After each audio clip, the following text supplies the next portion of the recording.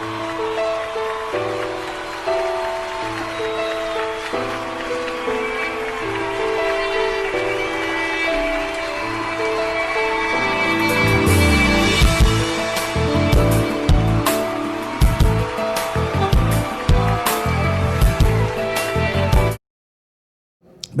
என்ன 50வது நாள்.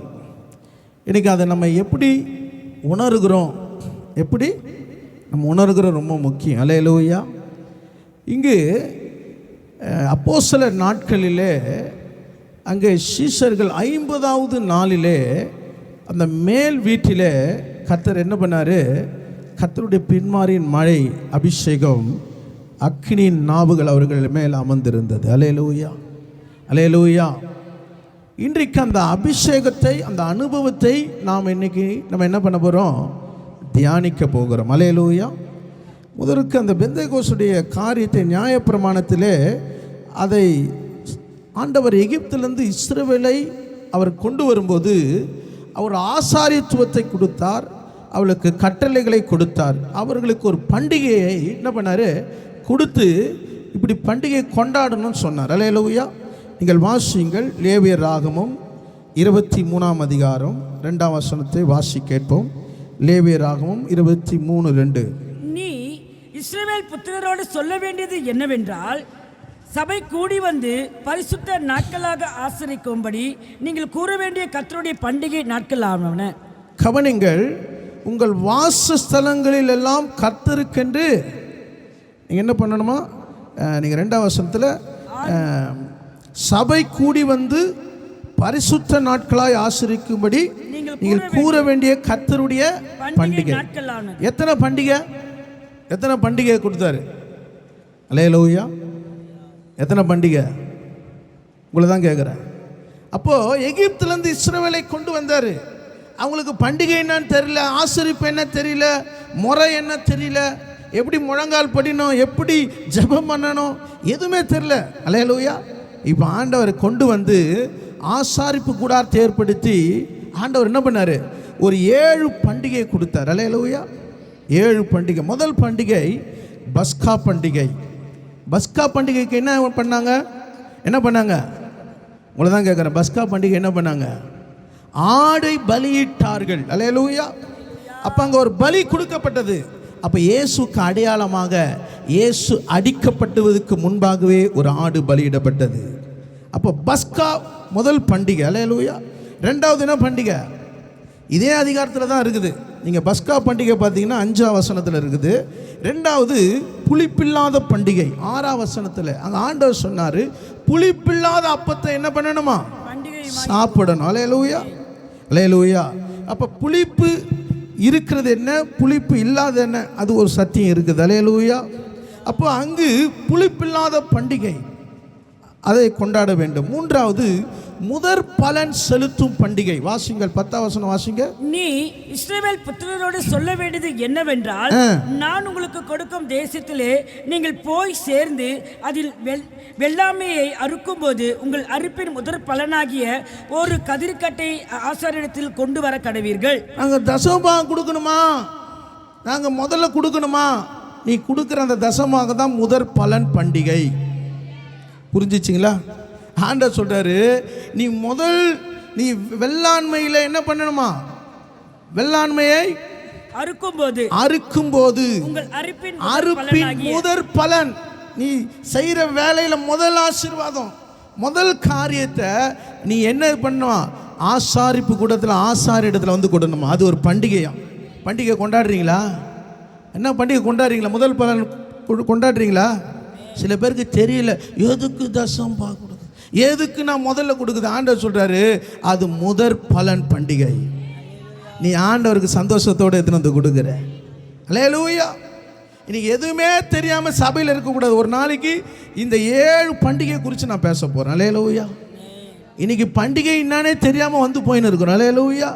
அப்ப முதற் பலன் பண்டிகை செலுத்துகிற காரியம் 3வது. 4வது 16ஆம் வசனம் சொல்லுது, 50வது நாள் பெந்தேகோஸ்தே பண்டிகை. அல்லேலூயா. பெந்தேகோஸ்தே பண்டிகை. கர்த்தருடைய ஆவியானவர் அங்கே பாருங்க, முன்னாடி அங்கே சொல்லப்படுகிறது 50வது நாள் கர்த்தருடைய ஆவியின் ஊற்றப்படுகிற ஒரு அனுபவம். அல்லேலூயா. 5வது எக்கால பண்டிகை 24ஆம் வசனம், எக்காலம் ஊதுகிறது.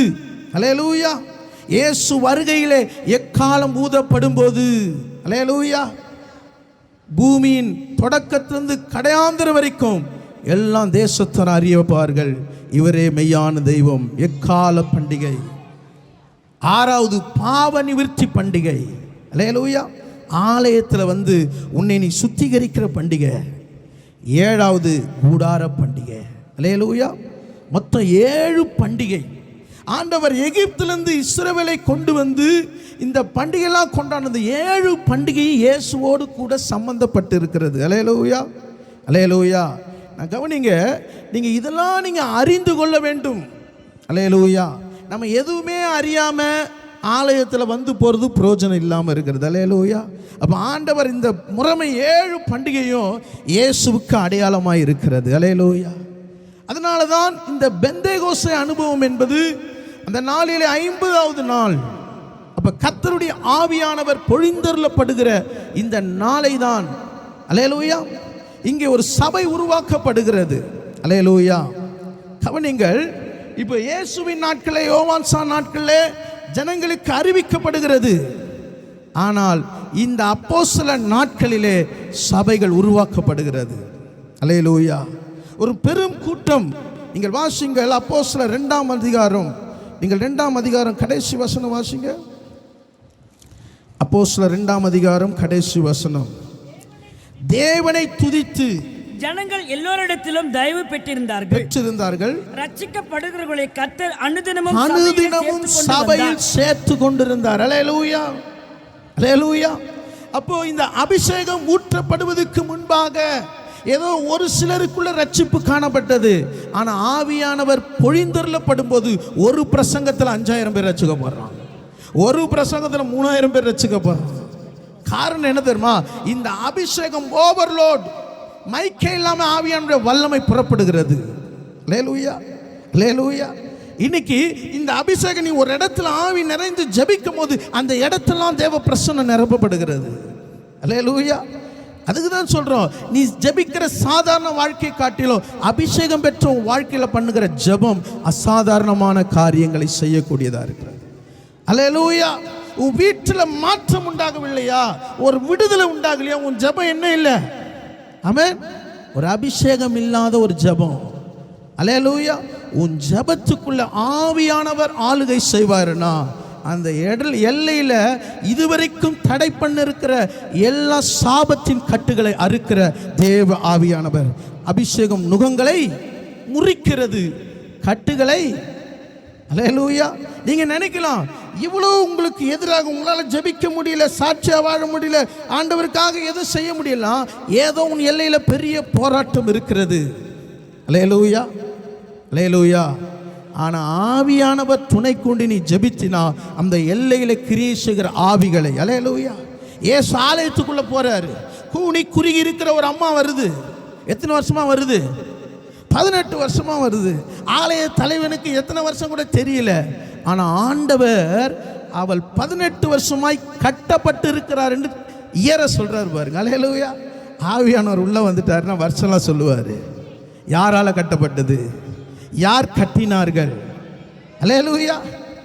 இது எப்படிப்பட்ட கட்டு? ஆவியானவர் ஆழங்களை அறிந்திருக்கிறார். அல்லேலூயா. சில தொடர்ந்து உங்களால் பலவீனங்கள், போராட்டங்கள், உன்னால் ஜெயமில்லை ஒரு வாழ்க்கை வாழ முடியலையா, ஆவியினால நீ ஜெபிக்கும் போது கர்த்தர் அங்கே ஒரு ஜெயத்தை தருகிறார். அல்லேலூயா.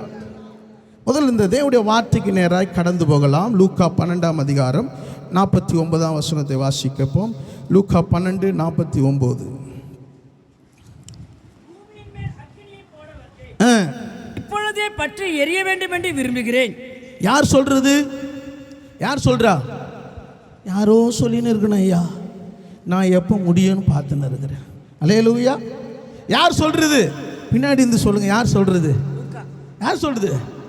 லூக்கா சொல்றாரா? யார் சொன்னா? எதுக்குயா எங்களுக்கு? நாங்கள் எதனா சொல்லி, நீ வேற எதனா சொல்லி? அல்லேலூயா. இயேசு சொல்றாரு. என்ன சொல்றாரு? அக்கினியை போட வந்தேன், இது இப்பொழுதே பற்றி எரிய விரும்புகிறேன். நீ வெது வெதுப்பா இருக்காத. எவ்வளவு நாள் வந்து போவாம எரிஞ்சு எரிஞ்சு இருக்கிற உன் விறகு எரிந்து கொண்டே இருக்கட்டும். அல்லேலூயா. ஆண்டவர் சொல்றாரு, அக்கினியை போட வந்தேன் இப்பொழுது.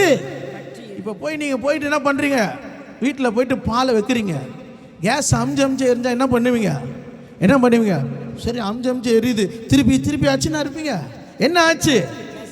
கேஸ் ஆயிடுச்சு. ஃபோன் பண்ணணும். சும்மா அது கூட போராடி இருந்தால் முடியாது. அப்புறம் நீங்கள் லைட்ரு போயிடும். அல்லேலூயா, அல்லேலூயா. அடுத்த கேஸை மாற்றுறத பாருங்க. அல்லேலூயா.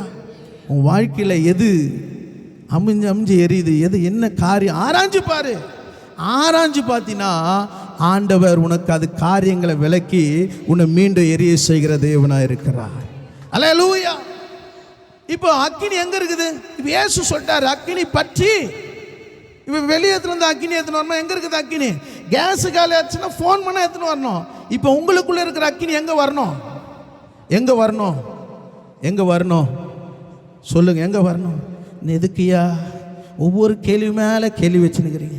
நாங்கள் 2 காது ஃப்ரீயாக எடுத்துன்னு வந்துக்கிறோம். கேட்டுட்டு ஒரே அலேலியா சொல்லிட்டு போயிடலான்னுக்கிறோம். அல்லேலூயா. 2 தீமோத்தேயு 1:6 வாசிங்க. 2 தீமோத்தேயு 1:6. Thank you Jesus. 2 தீமோத்தேயு 1:6. இது நிமித்தமாக உன்மேல் என் கைகளை வைத்ததினால் உனக்கு உண்டான தேவ வரத்தை அனல் மூட்டி எழுப்பிவிடும். உனக்கு நினைப்பூட்டுகிறேன். இங்க சொல்றாரு, நான் உன்மேல் கைகளை வைத்ததினால் உனக்கு உண்டான தேவ வரம். உனக்குள்ள ஒரு அக்கினி இருக்குது. அல்லேலூயா. நீங்க நினைக்கிறீங்க அவர் கையில இருக்குது, அங்க இருக்குது, இங்க இருக்குதுன்னு. ஆண்டவர் சொல்றாரு, உன் கையில உன் இருதயத்தில் ஒரு அக்கினி வச்சிருக்கிறேன். நீ என்ன பண்ண மாட்டீங்க? என்ன பண்ண மாட்டீங்க? ஊத மாட்டீங்க. அல்லேலூயா. இப்போ ஊதாங்கோலே இல்லை பாருங்க. அல்லேலூயா. லைட்ரு தான் இருக்குது. அல்லேலூயா. முன்னாடி கிருஷ்ணாலே இல்லாம ஊதி இல்லாத நெருப்பு கூட எரி வச்சிருவோம் பாருங்க. அல்லேலூயா, அல்லேலூயா, அல்லேலூயா. இப்போ ஊத மாற்றோம். ஊதுனா என்ன வருது? இப்படி தான் ஊதுறோம். அல்லேலூயா. இப்போ எப்படி ஊதுனோம்? எப்படி ஊதுனோம்? வாசிங்களேன், இயேசு எப்படி ஊதினார் பாருங்களேன். வாசிங்கள். யோவான் 19ஆம் அதிகாரம். யோவான் 19ஆம் அதிகாரத்தில், யோவான் 19ஆம் அதிகாரம் 20ஆம் அதிகாரம் நினைக்கிறேன்.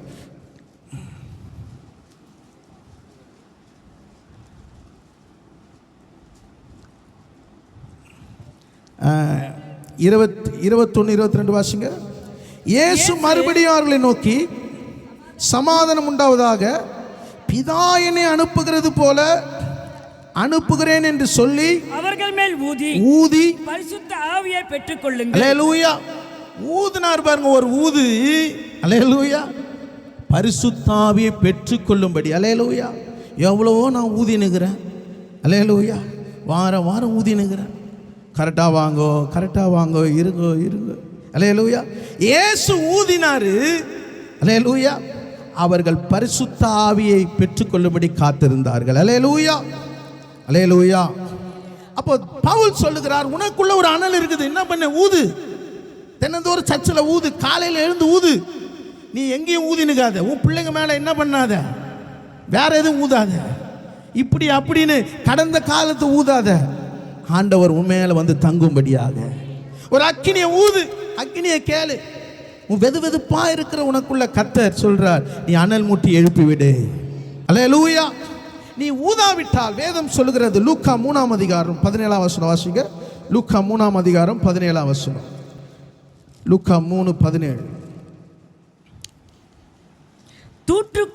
தூற்றுக்கூடை அவர் கையில் இருக்கிறது. அவர் தமது களத்தை நன்றாய் விலக்கி கோதுமையை தமது களஞ்சியத்தில் சேர்ப்பார். பதரையோ அக்கினியிலே சுட்டெரிப்பார். கவனிங்க, தூற்றுக்கூடை அவர் கையில் இருக்கிறதா. கோதுமை என்ன பண்ணுவாராம்? களஞ்சியத்தில் சேர்ப்பாராம். அல்லேலூயா. நீ கோதுமை மணியா இருந்தினா நீ களஞ்சியத்தில் சேர்க்கப்படுகிறாய். பண்டக சாலையில் சேர்க்கப்படுகிறாய். பாதுகாப்பாக இருக்கப்படுகிறாய். நீ பதரா இருந்தினா ஆண்டவர் என்ன பண்றாராம்? பதரையோ அவியாத அக்கினியில சுட்டரிப்பார். பதர்னா தெரியுமா? என்ன பண்ண? நெல் அறுக்கும் போது என்ன பண்ணுவாங்க? எடுத்து நல்லா பண்ணும் போது என்ன பண்ணுவாங்க? கடைசியா ஊதுவாங்கல்ல. அந்த ஊதும் போது பறக்கும் பாருங்க, அதான் பதறு. அல்லேலூயா, அல்லேலூயா. நீ கோதுமை மணியா இருக்கிறியா, பதரா இருக்கிறியா? அல்லேலூயா. எப்படியா இருக்கணும்னா கோதுமை மணியா இருக்கணும். அல்லேலூயா. பதர் என்பது வேதம் சொல்லுது பிரயோஜனமற்றது, ஒன்றுத்துக்கும் உதவாது பதறு. ஆனால் நெல் பார்த்தீங்கன்னா, கோதுமை பார்த்தீங்கன்னா பிரயோஜனமாக இருக்கும். அல்லேலூயா. அது உணவாக இருக்கும், அது ஆசீர்வாதமாக இருக்கும். இன்னைக்கு ஆண்டவர் உன்னை தூற்றுக்கூடிய ஆண்டவருடைய கையில் இருக்குது. இன்னைக்கு சபையில் நீ கோதுமையாக இருக்கிறியா, பதராக இருக்கிறியா? அல்லேலூயா. வேதம் சொல்லுகிறது, கோதுமையானது நிலத்தில் சாகாவிட்டால் தனித்திருக்கும், செத்ததையாகில் மிகுந்த பலனை கொடுக்கும். அல்லேலூயா. நீ பலனை கொடுக்க ஆண்டவர் இன்னைக்கு கொண்டு வந்திருக்கிறார். அல்லேலூயா. ஏன் தெரியுமா? நீ ஒரு அக்கினியா மாறணும். இயேசு சொன்னார், அக்கினியை போட வந்தேன், அதை இப்போதே பற்றி எறிய விரும்புகிறேன். அல்லேலூயா. 3 காரியங்களை நாம் தியானிக்கலாம். அக்கினி அக்கிரமத்தை நீக்கி பயன்படுத்தும். அக்கினி தேவனுடைய வல்லமையை வெளிப்படுத்தி ஊழியத்தில் தொடர செய்யும். அக்கினி வெளிச்சத்தில் ஆச்சரியமாய் நடத்துவார். அக்கினி அக்கிரமத்தை நீக்கி உங்களை பயன்படுத்தும். அக்கினி தேவனுடைய வல்லமை வெளிப்படுத்தி ஊழியத்தில் தொடர செய்யும். அக்கினி வெளிச்சத்தில் ஆச்சரியமாய் நடத்துவார். அல்லேலூயா. முதல் காரியத்தை நாம் பார்க்கலாம். வாசிங்கள். ஏசாயா 6ஆம் அதிகாரம் 1ஆம் வசனத்தை வாசி கேட்போம். ஏசாயா 6ஆம் அதிகாரம் 1ஆம் வசனம். உசியா ராஜா மரணமடைந்த வருஷத்தில் ஆண்டவர் உயரமும் உன்னதமான சிங்காசனத்தின் மேல் வீட்டிற்கு கண்டேன். அவருடைய வஸ்திர தொங்கலால் தேவாலயம் நிறைந்திருந்தது. இங்க ஒரு தரிசனத்தை ஏசாயா பார்க்கிறார். யார் பார்க்கிறது? ஏசாயா பார்க்கிறார். பெரிய தரிசனத்தை பார்க்கிறார். எப்ப பார்க்கிறாரு? உசியா மரித்த பிறகு. உசியா என்பவன் யார்? ஒரு ராஜா. அல்லேலூயா. அவன் ஆரம்பத்தில் ஆண்டவருக்கு எப்படி இருந்தான்? ஆண்டவருக்கு பிரியமா இருந்தான், செம்மையா இருந்தான். கர்த்தர் அவனை ஆசீர்வதித்தார். அவன் என்னென்ன கேட்கற கொடுத்தாரு. கடைசியா மரிக்கும் போது எப்படியா மரிச்சான் தெரியுமா? குஷ்டரோகியா மரிச்சான். ஏன் தெரியுமா? ஆசாரியர்கள் செய்ய வேண்டிய பணியை அவன் போய் ஆலயத்தில் போய் செய்தான். கர்த்தருடைய கோபம் உசியா மேல் வந்தது. கர்த்தர் அவனை குஷ்டரோகமாய் என்ன பண்ணார்? வாதித்தார். அல்லேலூயா. அவன் மரித்த பிறகு கர்த்தர் ஒரு தரிசனத்தை தருகிறார். இன்னைக்கு உன் வாழ்க்கையில் ஆண்டவரைக்கு கோபம் உண்டாக்குற சில காரியம் உனக்குள்ள இருக்குதா? உசியாவை போல உனக்குள்ள ஆண்டவரை பிரியப்படுத்துகிற காரியம் இருக்குதா, இல்ல கடைசியா கோபப்படுத்துகிற காரியம் இருக்குதா? இன்னைக்கு ஆண்டவர் உன்னோட பேசினே இருக்கிறாரு. உன்னை சரிப்படுத்து, உன்னை சீர்படுத்து, நீ ஆண்டவருக்கு பிரியமில்லாத காரியங்களை செய்யாத சொல்லினே இருக்கிறாரு. நீ இன்னும் அதை தள்ளி போடுவே ஆனால் அல்லேலூயா, ஆனால் ஆண்டவருடைய கோபம் உண்டாகும். உசியா மரித்த பிறகு ஏசாயா தரிசனத்தை பார்க்குறான். என்ன தரிசனத்தை பார்க்குறான்? உங்களை தான் கேட்குறேன், என்ன தரிசனம்? எப்படி வஸ்திரம்? எனக்கு ரொம்ப ஆச்சரியமா இருந்தது. நான் உங்களை போல வஸ்திர தொங்கல். ஆனால் அந்த வசனத்தை நல்லா வாசிச்சு பாருங்களேன். 1ஆம் வசனம். உசியா ராஜா மரணம் அடைந்த வருஷத்தில் ஆண்டவர் உயரமும் உன்னதமான கவனிங்க, உயரமும் உன்னதமான சிங்காசனத்தில் வீற்றிருக்க கண்டேன். அவருடைய வஸ்திர தொங்கலால் தேவாலயம் நிறைந்திருந்தது. கவனிங்க, அவர் சேர்ல உட்கார்ந்துக்கிறார், சிங்காசனத்தில் உட்கார்ந்துக்கிறார். எப்படிப்பட்ட சேரா? எப்படிப்பட்ட சேரு? நீங்களும் நானும் உட்கார இருக்கிற சேருங்களா? உயரமும் உன்னதமான சிங்காசனத்தில் உட்கார்ந்து இருக்கிறார். அவர் உட்கார்ந்து இருக்கும் போது அவருடைய வஸ்திர தொங்கல், அல்லேலூயா. பொதுவாக நான் உட்கார்ந்து இருக்கிறேன்னா என்னுடைய வஸ்திர தொங்கல், அல்லேலூயா, பொதுவாக கீழே இருக்கும். ஆனா அந்த வஸ்திர தொங்கல் எங்க இருக்குது? ஆலயத்தை எப்படி இருந்திருந்தான்? நிறைந்திருந்தா. அல்லேலூயா. எவ்வளவு பெரிய தேவனை நீங்களை நான் ஆராதிக்கிறோம். வானம் அவருடைய சிங்காசனம், பூமி அவரு. எப்படி பாருங்க, எப்படிப்பட்ட அந்த வஸ்திரம் ஆலயத்தில் நிறைந்திருக்குது. இப்ப ஏசு ஆலயத்துக்குள்ள இருக்கிறாரு. ஆனா சேராபீன்கள் சொல்றாங்க, நீங்க வாசிங்கள் 3ஆம் வசனம் வாசிங்க. ஒருவரை ஒருவர் நோக்கி சேனைகளின் கர்த்தர் பரிசுத்தர் பரிசுத்தர் பரிசுத்தர், பூமி அனைத்தும் அவருடைய மகிமையால் நிறைந்திருக்கிறது என்று கூப்பிட்டு சொன்னார்கள். இங்க சேராபீன்கள் சொல்லுகிறாங்க, எப்பா ஏசாயா ஆலயத்தில் நிறைந்திருலையா? பூமி அனைத்தையும் அவருடைய மகத்துவம் இந்த வஸ்திரங்களால் நிறைந்திருக்கிறது. அல்லேலூயா. நீ பார்க்கிற ஒரு 4 செவுத்துக்குள்ள இல்லப்பா, பூமி அனைத்தும் அவருடைய வஸ்திரங்கள் மகிமையினால் நிறைந்திருக்கிறது. நீயும் நானும் ஆண்டவரை பரிசுத்தம் உள்ள தேவன், பரிசுத்தர் பரிசுத்தர் என்று துதிக்கும் போது அந்த வஸ்திர தொங்கல் உண்மையில் படுகிறது. அல்லேலூயா. யோசிச்சு பாருங்க, வஸ்திரம் ஆண்டவருடைய வஸ்திரம் மேலே படும் பொழுது அங்கே எப்படி சேராபீன்கள் எப்படி அவரை துதிக்கிறாங்க பாருங்களேன். வாசிங்க, 2வது வசனம் வாசிங்க. சேராபீன்கள் அவருக்கு மேலாக நின்றார்கள். அவர்களில் ஒவ்வொருவனுக்கும் அவ்வாறு செட்டைகள் இருந்தன. அவனவன் 2 செட்டைகளால் தன் தன் முகத்தை மூடி, 2 செட்டைகளால் தன் தன் கால்களை மூடி, 2 செட்டைகளால் பறந்து. கவனிங்க, இப்ப சேராபீன்கள் எப்படி அவரை பரிசுத்த பரிசுத்தர் என்று சொல்றாங்க? அவர்கள் மேலாக நின்றார்கள். எப்படி நிற்கிறாங்க? உங்களை தான் கரெக்டாக சொல்லுங்க. எப்படி நிற்கிறாங்க? எப்படி நிற்கிறாங்க? உங்களை தான் கரெக்டாக சொல்லுங்க. எப்படி நிற்கிறாங்க? இப்போ ஏசு இங்கே உட்காந்துக்கிறாரு, இப்படி நிற்கிறாங்களா? எப்படி நிற்கிறாங்க? ஹல்லேலூயா. வசனத்தை பார்க்கும்போது அவங்களுக்கு மொத்தம் எத்தனை சட்டைகள்? 6 சட்டைகள். 2 சட்டைகளை முகத்தை மூடுறாங்களாம், 2 சட்டைகள் காலை மூடுறாங்களாம். அந்த வசனத்தில் கடைசியாக பாருங்க, 2 சட்டைகளால் பறந்துனா நிக்கல. ஹல்லேலூயா. நின்னே பறந்து நிற்கிறாங்க. புரியுதுங்களா? இப்போ நான் நிற்கிறேன், ஆனால் இயேசு உட்கார்ந்து இருக்கிறாரு. அவங்க பறந்து கொண்டே நின்று இருக்கிறாங்க. 2 முகத்தை மூடுறாங்க, 2 கால்களை மூடுறாங்க, 2 கால்களும் பறந்து கொண்டு இருக்கிறாங்க. ஏன் தெரியுமா? அவ்வளோ பெரிய மகத்துவம் உள்ள தெய்வம், அவ்வளோ பெரிய தெய்வத்தை நீங்கள் ஆராதிக்கிறோம். நம்ம என்ன பண்ணுக்கிறோம்? அங்கே பேசினுக்கிறோம். பிரசங்கம் வரும்போது யார் வராங்க, இவங்க வராங்க, அவங்க வராங்க, டைமை பார்த்துனுக்குறோம். சேராபின்னு சொல்கிறாங்க, எப்பா பூமியும் அவருடைய மகத்துவம் நிறைந்திருக்கிற தேவனை நீ ஆராதித்து கொண்டு இருக்கிற. ஹல்லேலூயா. இதனால தான் மோசே 6 லட்சம் ஜனங்களை வழிநடத்தும் போது கேட்குற, ஆண்டவரே உடைய கண்களை கிருபை கிடைச்சா நான் உன்னை பேர் சொல்லி அழைச்சிக்கிறேன்னு சொன்னீங்களா ஆண்டவரே? நீங்கள் முன்னாடி சமூகம் உனக்கு முன்பாக சொல்ல சொன்னீங்களா ஆண்டவரே? இதெல்லாம் பார்த்த மோசே சொல்கிறாரு, உங்கள் முகத்தை பார்க்கணும் ஆண்டவரே. வாசிங்கள், யாத்திராகமம் 33ஆம் அதிகாரம் 18ஆம் வசனம் வாசிங்க. யாத்திராகமம் 33:18. அப்பொழுது அவன், உம்முடைய மகிமையை எனக்கு காண்பித்தருளும். ஹல்லேலூயா. இங்க ஆண்டவர் சொல்றாரு, நான் உனக்கு என் தயை கடந்து போக பண்ணுவேன். எவன் மேல் இரக்கமா இருப்பேன் அவன் மேல் இரக்கமா இருப்பேன், எவன் மேல் கிருபையா இருப்பேன் அவன் மேல் கிருபையா இருப்பேன். ஹல்லேலூயா. 20ஆம் வசனம் வாசிங்க. நீ என் முகத்தை காண மாட்டாய், என் ஒரு மனுஷனும் உயிரோடு இருக்க முடியாது. எப்படி பாருங்க, ஒரு மனுஷனும் உயிரோடு இருக்க முடியாது. எப்பா என்னை பார்த்தோம் உயிரோடு இருக்கவே முடியாது. ஹல்லேலூயா. ஏன் தெரியுங்களா? அவ்வளோ பெரிய தெய்வம், அவ்வளோ பெரிய தெய்வம் பார்த்தாரு. என் ஜனங்க என் முகத்தை பார்க்க முடியல சொல்லி அந்த மகிமையெல்லாம் வச்சுட்டு மனுஷனாக இறங்கி வந்தார். ஹல்லேலூயா. ஏன்னா அவரை பார்த்தா செத்துருவாங்களாம். அப்போ என் பிள்ளைங்க எப்போப்பா பார்ப்பாங்க, எப்போப்பா என் பிள்ளைங்க என்னை தொடுவாங்க? ஆண்டவர் பார்த்தாரு, இப்படியே போனால் என் பிள்ளைங்க அவருடைய ஆசை நிறைவேறு. எல்லா ஆசை, மோசேக்கு ஆசை, ஆபிரகாமுக்கு ஆசை, ஆண்டவரை தொடணும், ஆண்டவரை பார்க்கணும். ஆனால் வேதம் சொல்லுகிறது, அவர் கடந்து போகும்போது ஒரு கண்மலையின் மேல் நின்று அவருடைய கரத்தினால் மூடுகிறார். 23ஆம் வசனம் வாசிங்க. பின்பு அவன் கரத்தை எடுப்பேன், அப்பொழுது என் பின்பக்கத்தை காண்பாய், என் முகமோ காணப்படாது என்றார். என் முகம் காணப்படாது. மோசே பாருங்க, பின்னாடி தான் பார்த்தாரு, முன்னாடி பார்க்கல. எங்க மலையிலேயே வாழ்ந்து மரிச்சு போன மோசே பார்க்க முடியலங்க. ஆனா உங்களால என்னாலே ஆண்டவரை பார்க்க முடிகிறது. அவர் இந்த உலகத்தில் நன்மை செய்கிறவராய் சுற்றி திரிந்தார். அல்லேலூயா, அல்லேலூயா. எவ்வளவு பெரிய மகிமை உள்ள தெய்வம். காரணம், ஏசாயா பார்க்கிறாரு, அவர் பார்த்து சொல்லுகிறாரு.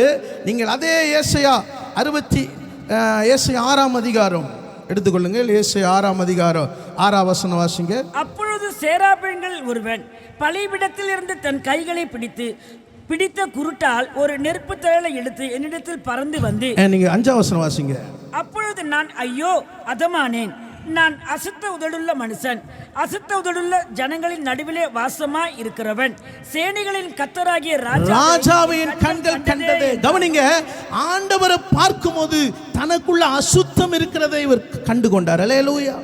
என்னைக்கு நீ ஆண்டவரை பார்க்க ஆரம்பிக்கிறியோ, உனக்குள்ள இருக்கிற ஒரு அசுத்தம், உனக்குள்ள இருக்கிற பின்னே போராடுகிற பாவம், ஆண்டவர் அதிலிருந்து விடுதலை தர அவர் வல்லமை உள்ளவர். ஏசாயா பெரிய தீர்க்கதரிசிங்க. எசேக்கியா ராஜாவுக்கு போய் தீர்க்கதரிசி சொல்றார், வீட்டை ஆயத்தப்படுத்து, நீ மரிக்க போற.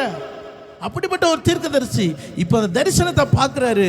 சொல்றார், நான் ஐயோ அதமானேன், நான் அசுத்த உதடுள்ளவன், அசுத்த உதடுள்ள ஜனங்கள் மத்தியில் வாசம் பண்றேன். நீ ஆண்டவரை என்னைக்கு பார்க்குறியோ உனக்குள்ள மறைந்திருக்கிற பாவத்தை கர்த்தர் வெளிப்படுத்தி உன் அக்கிரமத்தை உன்னை விட்டு விலக்கி செய்கிறார். அல்லேலூயா, அல்லேலூயா. வாசிங்க, நீங்க 7ஆம் வசனம் வாசிங்க.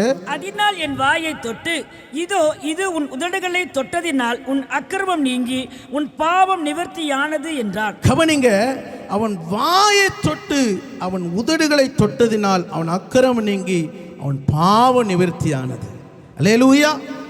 ஏசாயா சொல்லுகிறார், இங்கே கர்த்தர் சொல்றார், யாரை நான் அனுப்புவேன், யார் என் காரியமாய் போவா? இங்க ஏசாயா சொல்றார், நான் போகிறேன் ஆண்டவரே. அல்லேலூயா. இதோ அடியேன் இருக்கிறேன், என்னை அனுப்பும். அல்லேலூயா. இன்னைக்கு உன் உதட்டுக்குள்ள என்ன இருக்கணும் தெரியுமா? நீதிமொழிகள் 8:7 சொல்லுது, என் வாய் சத்தியத்தை விளங்க பண்ணும், ஆகாமியும் என் உதடுகளுக்கு அருவருப்பானது. அன்பான சபையே, இன்னைக்கு உன் வாய்க்குள்ள உன் உதட்டுக்குள்ள சத்தியம் இருக்கணும், கர்த்தருடைய வார்த்தை இருக்கணும். அப்பொழுது ஆண்டவர் உன் அக்கிரமத்தை, உனக்குள்ள பின்தொடர்கிற எல்லா சாபத்தின் கட்டுகளை உனக்குள்ள ஒரு விடுதலை தர அவர் வல்லமை உள்ளவராக இருக்கிறார். கர்த்தர் உன்னை பயன்படுத்த ஆயத்தமா இருக்கிறார். இல்ல ஆகாத காரியம், இன்னும் ஆகாத காரியம், ஆகாத மனுஷரோடு கூட நீ சம்பாஷித்து கொண்டிருப்பாயனால் ஆகாத சம்பாஷணை நல்லொழுக்கத்தை இன்னும் உன் ஆண்டவருக்கு கிட்ட சேரக்கூடாதபடிக்கு அந்த ஆகாத காரியம் உனக்கு எடுத்து கொண்டு இருக்கிறதா? இன்னைக்கு தேவ சமூகத்தில் ஆண்டவரே, ஆண்டவரே என்னை நீ அனுப்பும், நான் உன்னுடைய காரியமாய் போகிறேன். அல்லேலூயா. 2வது காரியத்தை தியானிக்கலாம். நீங்கள் வாசிங்கள் 2 ராஜாக்கள் 1ஆம் அதிகாரம் 2ஆம் வசனம் வாசிங்க. 2 ராஜாக்கள். அகசியா சமாரியாவில் இருக்கிற தன் மேல் வீட்டிலிருந்து கிரதியாவின் வழியாய் விழுந்து வியாதிப்பட்டு இந்த வியாதி நீங்கி பிழைப்பேனோ என்று எக்ரோனில் தேவனாகிய பாகால் சேபுடத்தில் போய் விசாரியுங்கள் என்று ஆட்களை அனுப்பினார். நீங்கள் ஆகாப்புடைய மகன் அகசியா, இவன் மேல் இருக்கிற மொட்டை மாடியில என்ன பண்ணான்? கீழே விழுந்து வியாதிப்பட்டு, எப்படி இருந்தான்? வியாதியில இருந்தான். இப்ப தன்னுடைய வேலைக்காரன் அனுப்புறான். என்ன சொல்றானா, நீ எங்க போ, எக்ரோனுக்கு போ, அங்கே பாகால் சேவிடத்திலே நான் பிழைப்பேனா இல்லை மரித்து போவேனா என்று கேளுன்னு சொல்றான். யாருங்க இவன்? சமாரியாவுடைய ராஜா. ஆனா வேதம் சொல்லுகிறது ஆண்டவர் கோபப்படுறார். நீங்க அடுத்த வசனம் வாசிங்க, 4ஆம் வசனம்.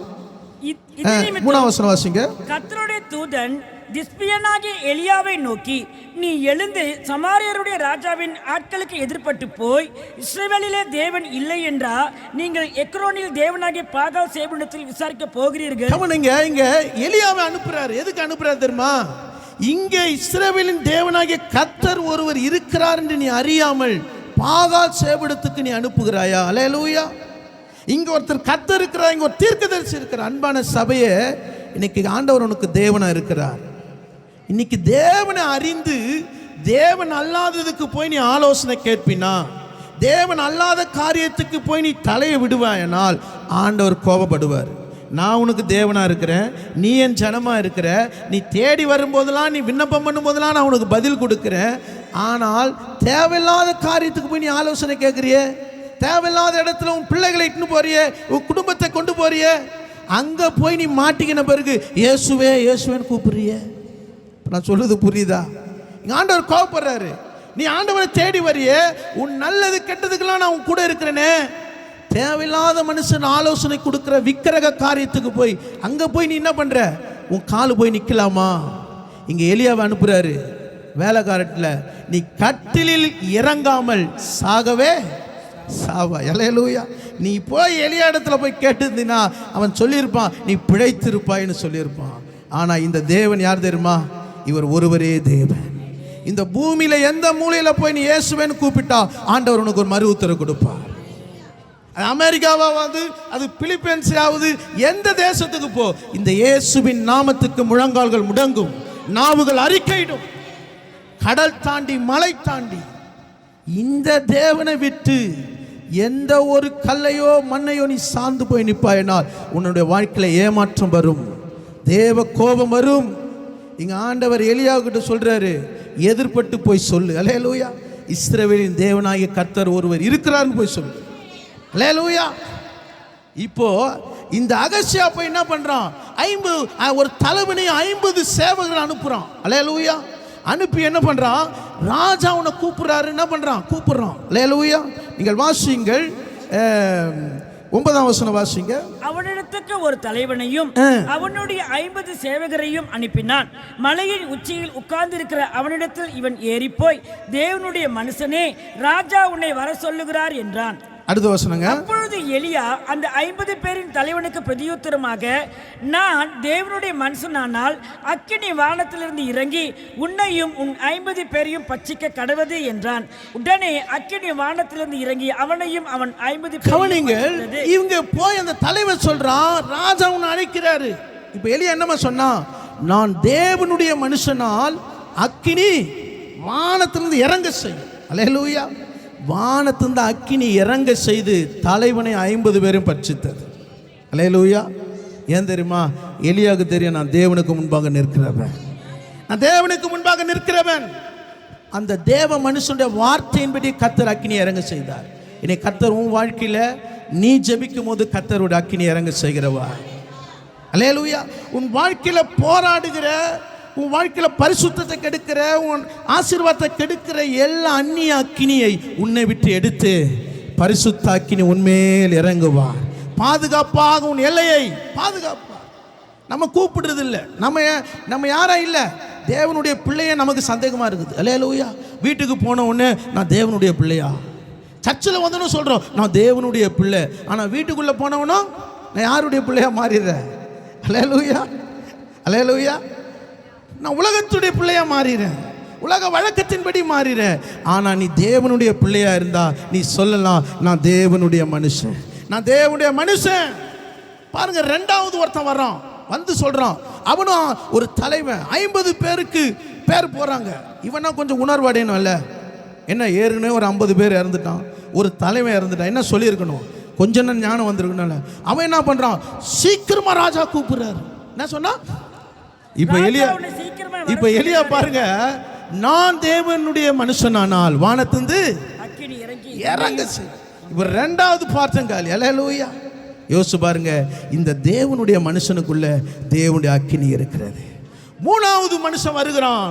இவன் பார்த்தான் 2 பேர்ல 50 பேரும் காலி, 2 பேர் தலைவனும் காலி. நம்மளும் அப்படிப்பட்டு என்ன இடக்கூடாது, போயிடக்கூடாது. இவன் ஞானமா இருக்கிறான். அன்பான சபையை, அந்த 3வது தலைவனை போல நீ ஞானமா இருந்தினா நீயும் உன் வீட்டாரும் உன் எல்லைகளும் கர்த்தர் பாதுகாப்பா. நீங்க 13ஆம் வசனம் வாசிங்க. திரும்பவும் 3ஆம் தரம் தலைவனையும் அவனுடைய 50 சேவகரையும் அனுப்பினான். இந்த 3ஆம் தலைவன் ஏறி வந்தபோது எலியாவுக்கு முன்பாக முழங்கால் படியிட்டு அவனை வேண்டிக் கொண்டு, தேவனுடைய மனுஷனே, என்னுடைய பிராணனும் உமது அடியாராகிய இந்த 50 பேரின் பிராணனும் உமது பார்வைக்கு அருமையா இருப்பதாக. கவனிங்க, அகசியா ராஜா அதிகாரத்தோட ஆட்கள் அனுப்பினான். அல்லேலூயா. எலியாவுக்குள்ள பாத்தீங்கன்னா என்ன உடை தரிச்சிருந்தான், ஒட்டக மயிர் உடைய தரித்திருந்தான். அல்லேலூயா. வார்க்கச்சை கட்டி கொண்டிருந்தான். அதிகாரத்தில் இருக்கிறவனை காட்டிலும் அபிஷேகம் பெற்றவனுக்குள்ள கர்த்தருடைய வல்லமை வெளிப்பட்டது, கர்த்தருடைய அக்கினி வெளிப்பட்டது. அவன் அதிகாரத்தோடு சொல்றான், ராஜா கூப்பிடுறாரு. இவன் சொன்னா, எங்க ராஜா மேல இந்த அக்கினி இறங்க செய்கிறது. இப்ப அதிகாரமும் ஆளுகை என்ன பண்ணிச்சு, முழங்கால் படிட்டான். அல்லேலூயா. நான் சொல்லுவேன், நீ ஆண்டவருடைய அபிஷேகத்தை பெற்றினா எந்த மனுஷனுக்கு முன்பாக நீ பணிந்து போக தேவையில்லை. உன் அபிஷேகம், உனக்குள்ள இருக்கிற அபிஷேக அக்கினி மற்றவர்கள் உனக்கு முன்பாக கர்த்தர் பணியை செய்ய வல்லமை உள்ளவராக இருக்கிறார். இந்த தலைவன் பார்த்தா முழங்கால் படிட்டு, என் பிராணனையும் என் 50 பேருடைய பிராணனும் உமக்கு அருமையா இருக்கும். முழங்கால் படிட்டாங்க. கர்த்தருடைய சமூகத்தில் நீ தாழ்த்தும் போது கர்த்தர் இரக்கம் உள்ளவராக இருக்கிறார். இங்கே வேதம் சொல்லுது 15ஆம் வசனத்தில், கர்த்தருடைய தூதன் எலியாவை நோக்கி, அவன் கூட இறங்கி போ. அல்லேலூயா. அவனோடு கூட நீ போ. அல்லேலூயா. யோசிச்சு பாருங்க, ஒரு மனிதன் தாழ்த்தும் போது கர்த்தர் சொல்கிறார், நீ அவன் கூட போ. தாழ்மை உள்ளவனுக்கு கர்த்தர் கிருபை அளிக்கிறார். அல்லேலூயா. உனக்குள்ள இருக்கிற அபிஷேகம், உனக்குள்ள இருக்கிற வல்லமை இந்த தேசத்தையே கர்த்தர் அசைக்கிற தேவனா இருக்கிறார். அல்லேலூயா. நீங்கள் 1 ராஜாக்கள் 18ஆம் அதிகாரம் 21ஆம் வசனம் வாசிங்க. 1 ராஜாக்கள் 18:21. அப்பொழுது எலியா சகல ஜனத்தண்டைக்கு வந்து, நீங்கள் எந்த மட்டும் 2 நினைவுகளால் குந்தி குந்தி நடப்பீர்கள்? கர்த்தர் தெய்வமானால் அவரை பின்பற்றுங்கள், பாகால் தெய்வமானால் அவனை பின்பற்றுங்கள் என்றான். ஜனங்கள் பிரதியுத்தரமாக அவனுக்கு ஒன்றும் சொல்லவில்லை. இங்க அபிஷேகம் பெற்றவனுக்குள்ள கர்த்தருடைய அக்கினி இருக்கிறது. இவன் சொன்னா, கர்த்தர் தெய்வமான கர்த்தரை பின்பற்றுங்கள், பாகால் தெய்வமானால். இப்ப ஜனங்க யாரை பின்பற்றுறதே தெரியல, அவங்க ஒண்ணுமே பேசலையா. நீங்க என்ன பேச போறீங்க? உங்களை தான் கேட்குறேன். நீங்க யாரை பின்பற்றுறீங்க? கர்த்தரை பின்பற்றுங்களா? ஒரு அல்லேலூயா சொல்லலாமா? அல்லேலூயா, அல்லேலூயா. ஒரு குழப்பமே இருக்கக்கூடாது, சந்தேகமே இருக்கக்கூடாது. அல்லேலூயா. எப்போ சந்தேகம் இருக்கக்கூடாது? உங்கள் வீட்டு காரியத்தில், உங்கள் வீட்டு நல்லது கெட்டதில், உங்கள் வீட்டு அப்புறம் ஸ்கூலுக்கு போகிற டிசியில். அல்லேலூயா. நீங்கள் சொல்லணும், நாங்கள் கர்த்தரே தெய்வமாக தெரிந்து கொண்டது. அல்லேலூயா. இங்கே எல்லாம் நம்ம என்ன பண்ணுவோம்? நல்லா அல்லேலூயா சொல்லிட்டு அங்கே போய் என்ன பண்ணிடுவோம்? அல்லேலூயா, கர்த்தரை மறந்துடுவோம். அல்லேலூயா. இங்கே எலியா சொன்னா, கர்த்தர் தெய்வமான கர்த்தரை பின்பற்று. அல்லேலூயா. அப்போ கர்த்தர் தெய்வமானால் பின்பற்றுறதுக்கு அக்கினினால் உத்தரவு அருளுகிற தெய்வமே. இப்போ ஜனங்க சொன்னாங்க, நீ சொன்ன வார்த்தை நல்லது. அல்லேலூயா, அல்லேலூயா. கவனிங்க, அக்கினி என்பது ஒரு உத்தரவு. இன்னைக்கு உன் மேல் வைத்திருக்கிற அபிஷேகம் என்பது, உன் மேல வருகிற அந்த வல்லமை என்பது கர்த்தர் அருளுகிற, கர்த்தர் உன்னோடு கூட இருக்கிறார் என்கிற ஒரு உத்தரவு. அல்லேலூயா. நீ பண்ணுற ஜெபத்துக்கு ஒரு பதில் கிடைக்குதுன்னா கர்த்தர் உன்னோடு இருக்கிறார்.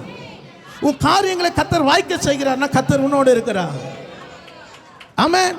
கர்த்தர் நஷ்டத்தில் லாபமா மாத்துறானா கர்த்தர் உன்னோடு இருக்கிறார். ஏன்னா கர்த்தருடைய அபிஷேகம், கர்த்தருடைய வல்லமை. நீ சொல்ற வார்த்தை உங்களுக்கு ஆசீர்வாதமா போறதுன்னா கர்த்தர் உன்னோடு இருக்கிறார். அல்லேலூயா. எலியா சொன்னா, அக்கினினால் உத்தரவு அருளுகிற தெய்வமே தெய்வம். நல்ல வார்த்தை, நல்ல வார்த்தை. அல்லேலூயா, அல்லேலூயா. எபேசியர் 4:29 வாசிங்க. அல்லேலூயா. கெட்ட வார்த்தை ஒன்றும் உங்கள் வாயிலிருந்து புறப்பட வேண்டாம். பக்தி விருத்திக்கு ஏதுவான நல்ல வார்த்தை உண்டானால் அதையே கேட்கிறவங்களுக்கு பிரயோஜனம் உண்டாகும். கவனிங்க, ஜனங்க சொன்ன நல்ல வார்த்தை. எப்போ நல்ல வார்த்தை சொன்னாங்க? அக்கினி உன்மேல் வரும்போது நல்ல வார்த்தை. அப்ப கெட்ட வார்த்தை உன்கிட்ட வருதுன்னா அப்ப என்ன இல்லை? உன்கிட்ட அக்கினி இல்லை. ஒருவேளை நீங்க அறியாம கெட்ட வார்த்தை பேசுறீங்களா? ஒருவேளை அறியாம இன்னும் கெட்ட வார்த்தையில விடுதலை இல்லாம இருக்கிறீங்களா? இன்னும் உங்க இருதயத்தில் ஒரு பக்தி இல்லாம இருக்குதா? உன் மேல ஒரு அக்கினி வந்துச்சுன்னா உன் பழைய வாழ்க்கையெல்லாம் கர்த்தர் எடுத்து போடுவார். அல்லேலூயா. ஜனங்க சொல்றாங்க, இது நல்ல வார்த்தைப்பா, இது நல்ல வார்த்தை. ஏன் தெரியுமா?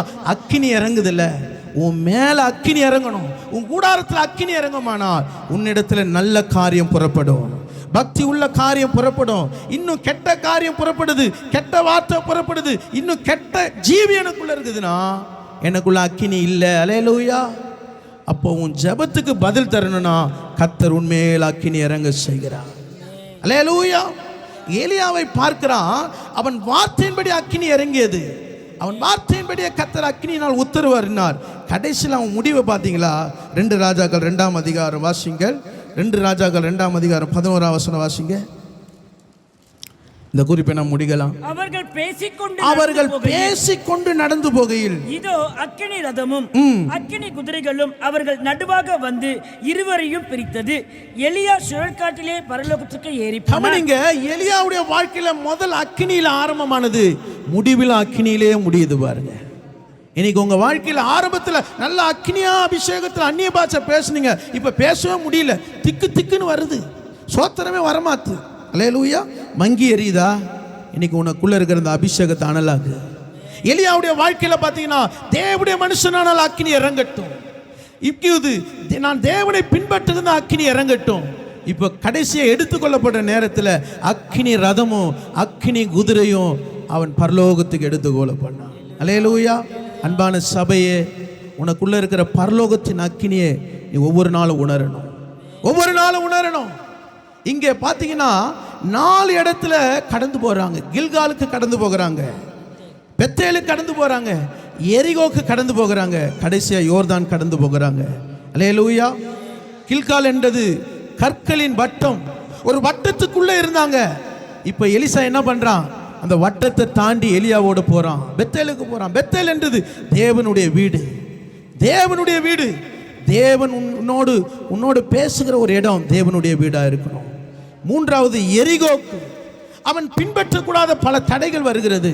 ஆனால் எரிகோவும் தாண்டி யோர்தானுக்கு வருகிறான். யோர்தானில் கர்த்தர் ரெண்டாக பிரிக்கிறார்.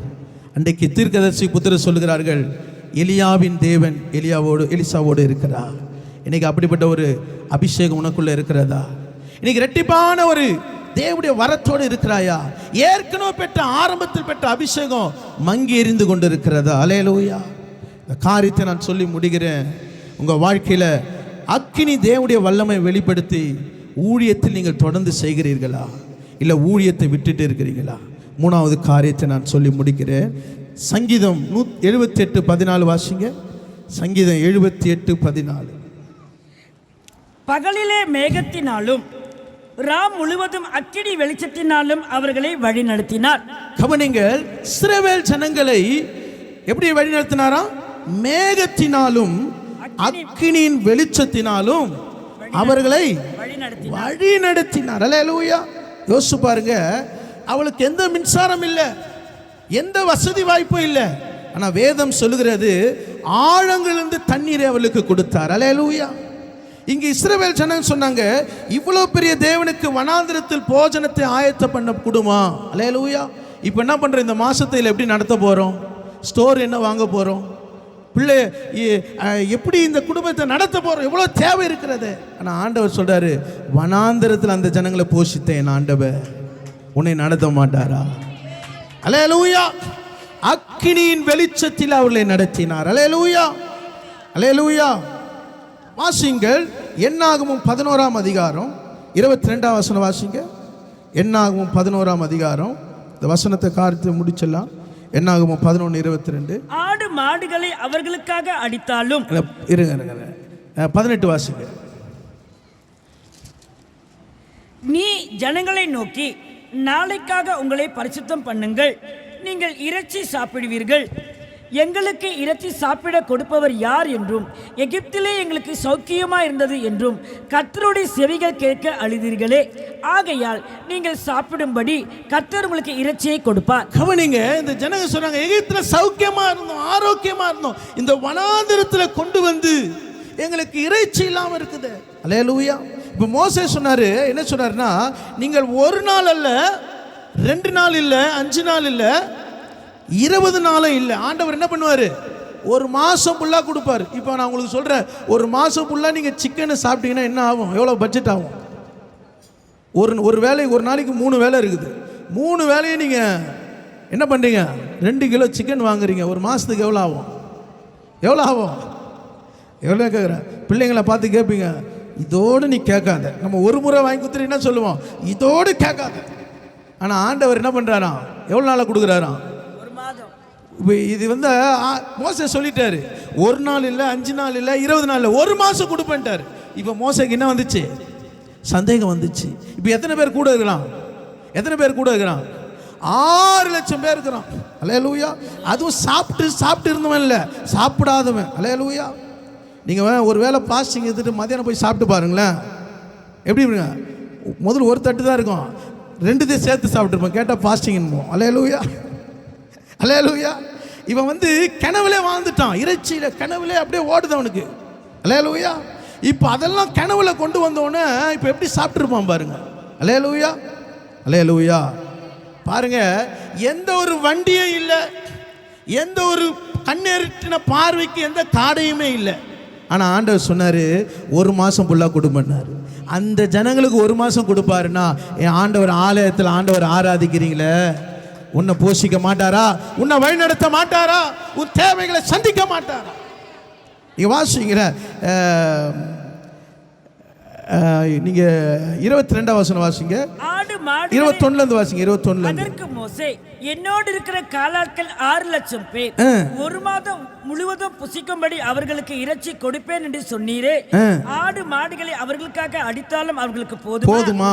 சமுத்திரத்து மச்சங்களை எல்லாம் அவர்களுக்காக சேர்த்தாலும் அவர்களுக்கு போதுமா என்றான். அதற்கு கர்த்தர் மோசேயை நோக்கி, கர்த்தருடைய கை குறுகி இருக்கிறதோ, என் வார்த்தையின்படி நடக்குமோ நடவாதோ என்று நீ இப்பொழுது காண்பாய். அல்லேலூயா. அடிச்சாலும் போதுமா? ஆண்டவர்கிட்ட போதுமாலாம் இல்லை. அல்லேலூயா. எப்படி கொடுக்குறாரு? மூக்குல ஒழுற அளவுக்கு கொடுக்குறாரு. அல்லேலூயா, அல்லேலூயா. நீங்க பாருங்களேன், 20ஆம் வசனம் வாசிங்க. 1 மாதம் வரைக்கும் புசிப்பீர்கள், அது உங்கள் மூக்காலே புறப்பட்டு உங்களுக்கு தெவிட்டு போக மட்டும் புசிப்பீர்கள். உங்களுக்குள்ளே இருக்கிற கர்த்தரை அசட்டை பண்ணி நாங்கள் ஏன் எகிப்திலிருந்து புறப்பட்டோம் என்று அவருக்கு முன்பாக அழுதீர்களே. கவனிங்க, ஆண்டவருக்கு ஊருக்கு மாதிரி கொடுக்க மாட்டார். சின்னத்துல கல்யாணத்துல போனேன்னு சிக்கன் 65 என்ன பண்ணிருக்கோம், முதல் பந்தி 2 பந்தியில் என்ன இருக்கும், 2 பீஸ் வரும். இன்னொரு பந்தி போனோடனே 1 பீஸ் வரும். அத்த பந்தி என்ன ஆயிடும், பீஸா இருக்காது. அல்லேலூயா, அல்லேலூயா. அவங்க சொல்லுவாங்க, பீஸ பாரு, அங்கே முதல்ல அதை எடுத்து வை, வர்றவங்களாம் சாப்பிட்ருவா. அல்லேலூயா, அல்லேலூயா. யோசிப்பார். ஏன்னா எல்லாருக்கும் ஒரு பயம் தானே, கல்யாணம்னாலே ஒரு பெரிய பயம் இல்லை. அதனால தான் என்ன பண்ணுவாங்க, கல்யாணம் செய்கிறோம், எக்ஸ்ட்ரா ஒரு 300 பேர் செய், எக்ஸ்ட்ரா ஒரு 400 பேர் செய். அல்லேலூயா. ஏன் தெரியுமா, ஏதாவது ஒன்று நடக்கும், யார் வராது, திடீர்னு என்ன நடக்கும் தெரியாது. அல்லேலூயா. ஆனால் ஆண்டவர் என்ன சொன்னார்னா, மூக்கால புறப்படும். அல்லேலூயா. என் தேவன் எப்படி பெற்ற தேவன்னா, அவள் நம்மளை திருப்திப்படுத்துகிற தேவன். வனாந்திரத்தில் ஆழத்திலிருந்து தண்ணீரை புறப்பட்டு இந்த வனாந்திரத்தில் என்ன பண்ண, காற்றை உண்டாக்கி, அல்லேலூயா, காடைகளை கொண்டார். அல்லேலூயா. யோசிச்சு பாருங்க, அவர்கள் காலையில மாலையில் அடுத்த நாள் வரைக்கும் ரொப்பின்னு இருக்கிறாங்களாம். அவனுக்கு சலித்து போகிற அளவுக்கு சாப்பிட வச்சிருக்கிறார். அல்லேலூயா. இந்த தேவனை நீ உண்மையாக ஆராதிச்சுன்னா அவர் உன்னை இந்த உலகத்தின் முடிவு பறிந்து உங்களை நடத்த அவர் வல்லமை உள்ளவராக இருக்கிறார். அல்லேலூயா. எல்லாம் கண்களை மூடி ஆண்டவரை நோக்கி பார்க்கலாம். அல்லேலூயா. நன்றி செலுத்துகிறோம் ஆண்டவரே. அக்கினியை போட வந்தேன், அது இப்பொழுதே பற்றி எறிய விரும்புகிறேன் என்று சொன்னார். அவர் அக்கினியிலிருந்து, நம்முடைய அக்கிரமத்திலிருந்து ஒரு விடுதலை தருகிறார். நம்ம தேவனுடைய வல்லமை வெளிப்படுத்துகிறார். நம்மளை ஆச்சரியத்தில் வெளிச்சத்தில் நடத்துகிறார். யோசிச்சு பாருங்க, எவ்வளோ பெரிய வெளிச்சம் ராக்காலத்தில். ஒரு பக்கம் எகிப்துடைய சேனைகள், எகிப்துடைய போராட்டங்கள், ஆனால் எல்லா போராட்டத்துக்கும் விலக்கி அவர் மேக ஸ்தம்பமாகவும் அவர் அக்கினி ஸ்தம்பமாக நம்மளோடு இருக்கிறார். உங்க கிருபை எங்களை விட்டு இமை பொழுதும் விலகலப்பா. ஒரு அதிசயமான தேவன், ஆச்சரியமான தேவன். செங்கடலை 2ஆய் பிளந்து எரிகோவின் கோட்டைகளை தகர்த்து கர்த்தர் இன்னைக்கு உன்னை கொண்டு வந்திருக்கிறார். அக்கினியிலே உன்னை கொண்டு வந்திருக்கிறார். மூழ்கி போக கொண்டு வரவில்லை, அழிந்து போக உன்னை கொண்டு வரவில்லை. ரபாலா சகலா துராபா கராபா. ஓ ஜீசஸ், அவர் உன்னுடைய தேவன், அவர் உன்னுடைய தேவன். அவர் பெரிய காரியங்களை செய்கிற தேவன். ஓ ஜீசஸ், ஹல்லேலூயா. ஆண்டவரே மை ஸ்தோத்திரம், மக்கே மகிமை செலுத்துகிறோம். ஆராதனை ஆசீர்வதிக்க திருவிருந்த நீர் ஆசீர்வதிங்கப்பா. லாபத்தையும் ரத்தத்தையும் நீர் ஆசீர்வதி. தேவனுடைய ஒரே அவயங்களாக இருக்கிறோம், நம்ம அவருடைய சரீரமாக இருக்கிறோம். நாம் ஒருவரில் ஒருவர் அன்பு கூற வேண்டும். நாம் அவர் நமக்குள்ளே இருக்கிறதை அந்த அன்பு வெளிப்படுத்த வேண்டும். கிறிஸ்து மன்னித்தது போல நாம் மன்னிக்க வேண்டும். இதை பங்கு பெற ஒரு நோக்கம் என்னென்றால், இயேசு எனக்குள்ளே இருக்கிறார், அவருடைய அன்பு எனக்குள்ளே கடந்து வருகிறார். கர்த்தாவே, இந்த பந்திய நீர் ஆசீர்வாதத்துக்காக எல்லாம் கர்த்தரை ஸ்தோத்திரம். ஆண்டவரே மை ஸ்தோத்திரம். இந்த பெந்தேகோஸ்து நாள் அனுபவத்தில் ஆண்டவர் அக்கினியை போட வந்தேன், அது இப்பொழுதே பற்றி எறிய விரும்புகிறேன் என்று சொன்னது போல உம்முடைய அக்கினி இந்த சபைக்குள்ளே, சபையாருக்குள்ளே, குடும்பத்துக்குள்ளே, பிள்ளைகளுக்குள்ளே, இந்த தேசத்துக்குள்ளே உம்முடைய அக்கினி எரியட்டும் ஆண்டவர். எல்லா அந்நிய அக்கினிகள், அந்நிய வழிபாடுகள், அந்நிய ஆண்டவரே பாரம்பரியங்கள் நிர்மூலமாக்கப்படுவார். தேவன் அண்டை தூரமாக்குற அனித்தியமான பாவ சந்தோஷங்கள் எல்லாம் சபையை விட்டு, சபையாரை விட்டு விலகுவதாக. ஓ ராபாகாதுரினி மாகாதுரானாமா ரீபா கரபாலா சதுரினி மாக்கரபாலா. உம்முடைய அக்கினி ஆண்டவரே, ஆண்டவரே அக்கினி ஜுவாலை போன்று ஆண்டவரே அந்த பத்மு தீவில் யோவானுக்கு வெளிப்படுத்தினீரப்பா. ஆண்டவரே, இன்றைக்கும் அதே வல்லமையின் தேவன் எங்கள் நடுவில் இருக்கிறீர். சபையார் ஒவ்வொருக்குள்ளும் அக்கினி விளங்க செய்வீரா, ஆசீர்வதிப்பீரா. இயேசுவின் நாமத்தில் ஜெபிக்கிறோம் நல்ல பிதாவே, ஆமென். என் ஆத்துமாவே கர்த்தரை ஸ்தோத்திரி, என் முழுமையர் பரிசுத்த நாமத்தை ஸ்தோத்திரி. என் ஆத்துமாவே கர்த்தரை ஸ்தோத்திரி, கர்த்தர் செய்த சகல உபகாரங்களையும் மறவாதே. ஆமேன். கர்த்தராகிய இயேசு கிறிஸ்துவின் கிருபையும் பிதாவாகிய தேவனுடைய அன்பும் பரிசுத்த ஆவியின் ஐக்கியமும் நம் அனைவரோடும் சகல பரிசுத்தவான்களோடு கூட கர்த்தருடைய வருகை மட்டும் இருப்பதாக. ஆமேன். ஆமேன்.